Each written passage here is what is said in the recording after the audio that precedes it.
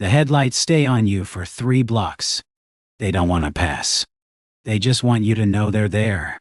You grip the wheel, knuckles white on the worn vinyl, the city lights smearing across your windshield. The envelope of cash on the passenger seat feels heavier than lead. Here's how you got there. You drive a taxi in Philadelphia. Not for a big company anymore, just you and the app and the 2014 Crown Victoria you still owe $3,800 on. The transmission groans when it's cold, and the check engine light is a permanent feature of the dashboard, a tiny amber god watching over you. You know every pothole from the Navy Yard to Chestnut Hill. Your daughter, Maya, is 7. She has your wife's eyes and a gap in her front teeth. The school trip to the Franklin Institute costs $75 you don't have. Her winter coat from last year is too small in the arms. These are the numbers that run in your head on a loop, more constant than the dispatcher's voice. You drive nights because the fares are better and because it means you see Maya in the morning. This shift started like any other. A ride from the airport to a hotel in Center City. A couple of students from Temple going out to Fishtown. The usual rhythm of the city at night. You know the flow, the shortcuts, the timing of the lights. The car is your kingdom. The meter is the law. You are in control. It's 1:47 a.m. The night has thinned out. The drunks are mostly home, the city's settling into a low hum. You're posted up near Rittenhouse Square, hoping for a late flight crew or a bartender heading home. A ride that pays.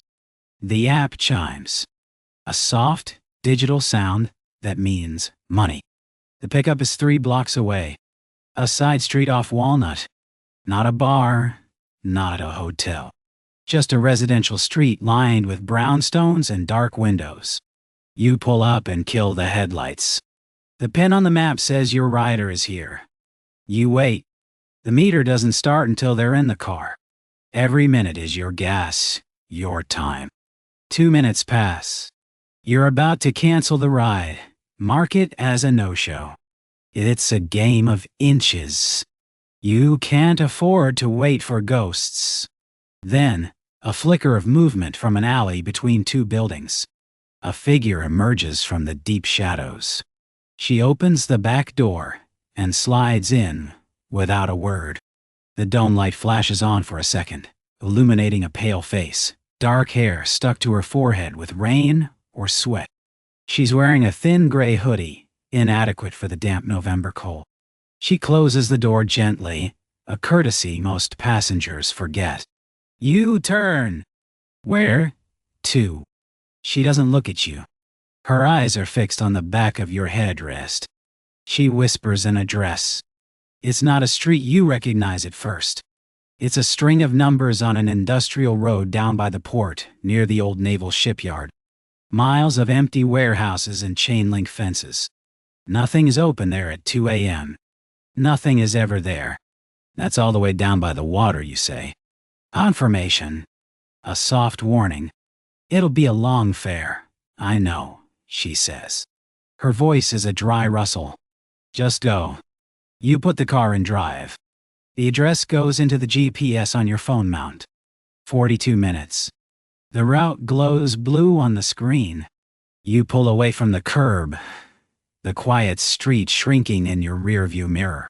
She doesn't move. Why? She doesn't pull out a phone. She just sits, perfectly still, her hands in the pocket of her hoodie. You can hear her breathing, a shallow, quiet rhythm that seems too loud in the enclosed space of the car. The air smells of rain and something else. Something metallic, like old pennies. You try the radio. A late-night talk show. The host's voice is a warm drone, filling the silence. You glance in the rearview mirror.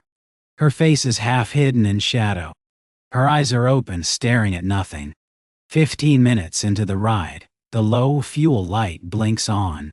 The amber god on your dashboard has a friend now. You need gas. You always fill up at the end of your shift, never during a fare.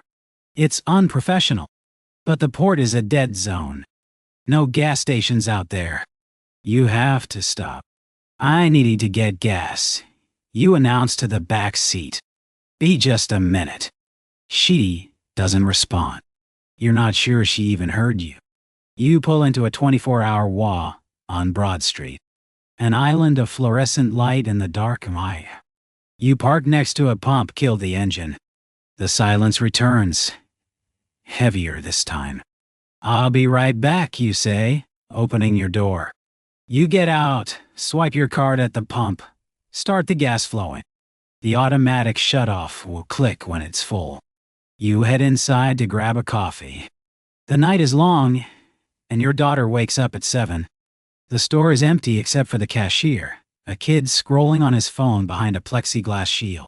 A small television is mounted in the corner above the coffee machines, tuned to a local news channel. You pour black coffee into a paper cup. The sound is low, but you can hear the anchor's voice. You're putting a lid on your cup when a photo fills the TV screen. It's a professional headshot. A woman with dark hair, a tentative smile. Her name is printed below her face. Eliza Collins. Police are asking for the public's help, the anchor says. Eliza Collins, 28, was last seen leaving her office downtown at 5 p.m. yesterday. She was wearing a gray university sweatshirt and black jeans. Her family says it's completely out of character. If you have any information, you stop. The sugar dispenser is still in your hand. The woman on the screen. The description. The gray sweatshirt. You look from the TV to the dark shape of your taxi sitting under the green glow of the station's canopy. Through the back window, you can just make out a silhouette. It's her. The coffee cup trembles in your hand. You put it down on the counter. The cashier looks up, annoyed.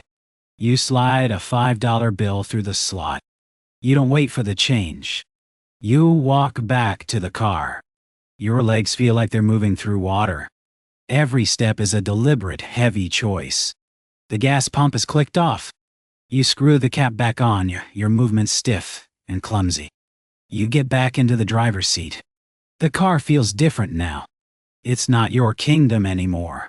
It's a cage, and you are locked inside with her. You start the engine. The sound is a roar.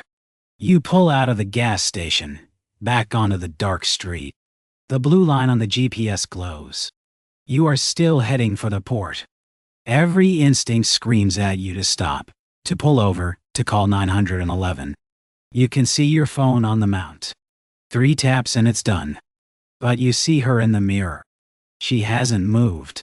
Is she a victim? Or is she something else? The report said she was last seen at 5 p.m. That was 9 hours ago.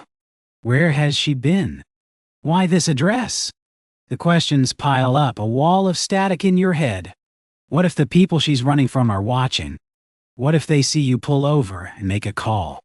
Your license plate. Your face. You think of Maya.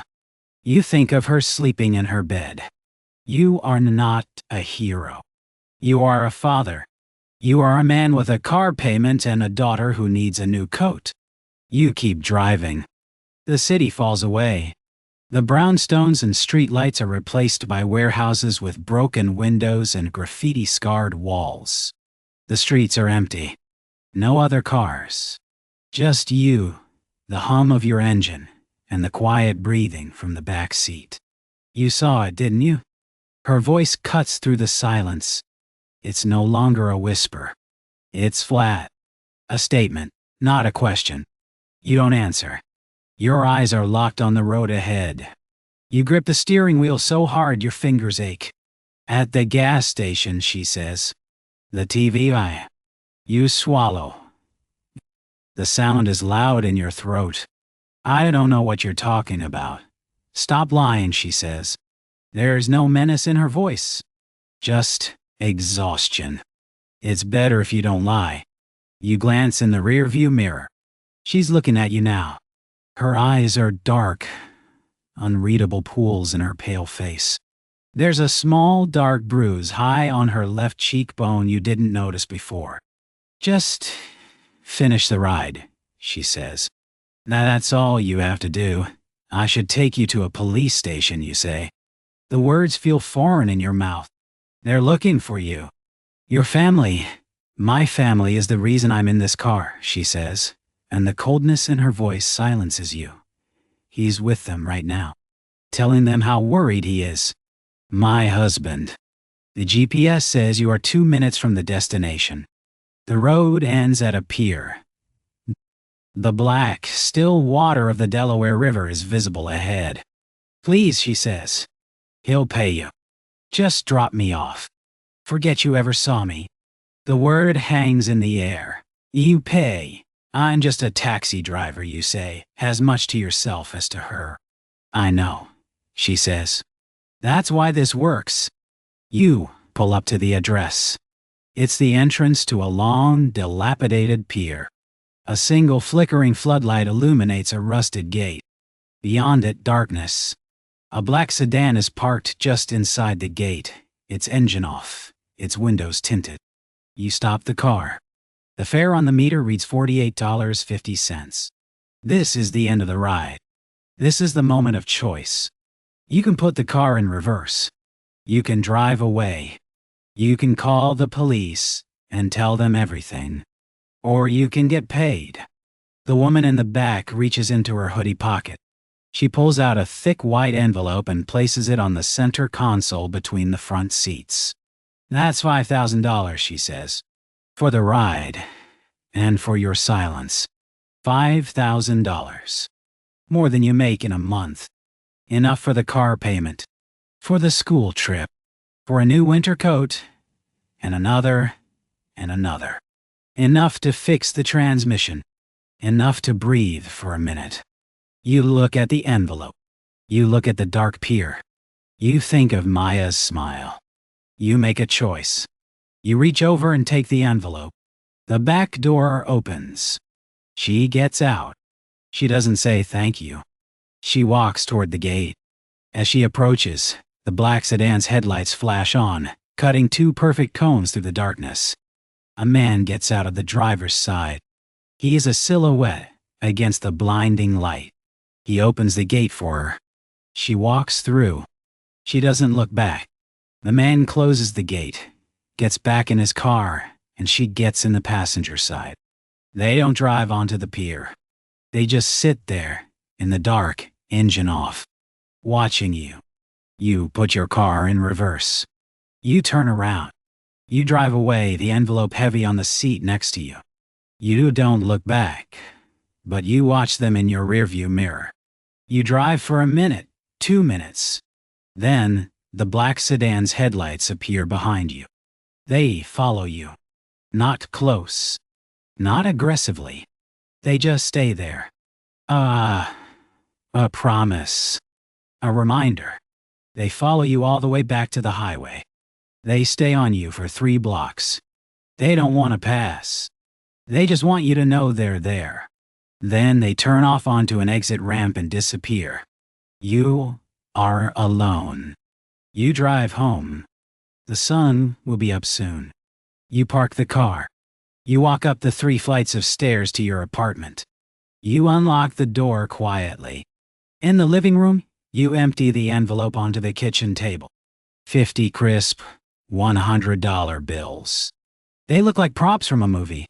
They don't feel real. You see Maya's school photo, taped to the refrigerator. She is smiling, the gap in her teeth,